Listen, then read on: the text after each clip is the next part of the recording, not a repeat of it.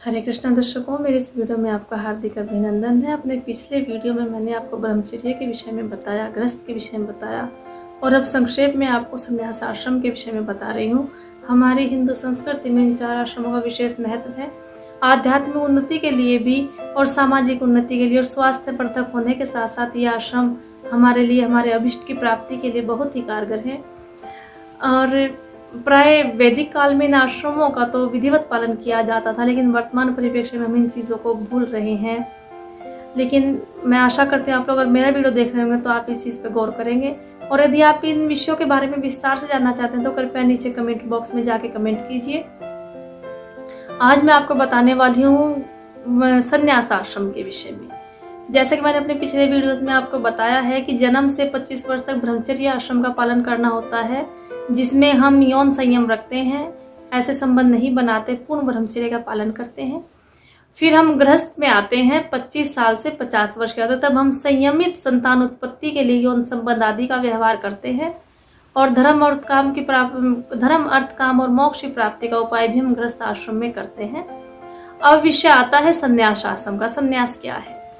संन्यास आश्रम में हम अपनी जो जिम्मेदारियां होती हैं, जो हमारी भौतिक जिम्मेदारियां होते हैं, उनसे निवृत्त होते हैं।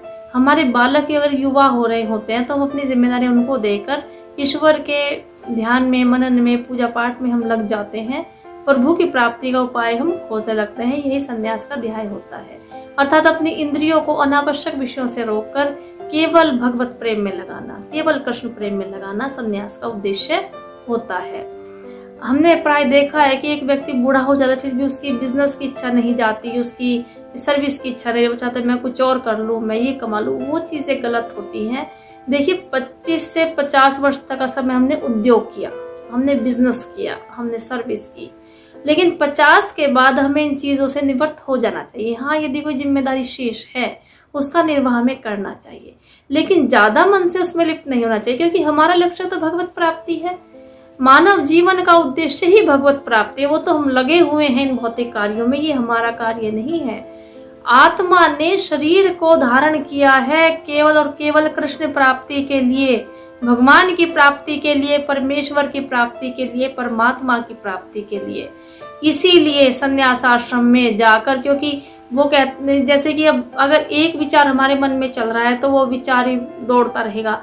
जब तक वो विचार नहीं निकलेगा तब तक दूसरा विचार हमारे मन में स्थिर नहीं हो सकता। जैसे एक गिलास में यदि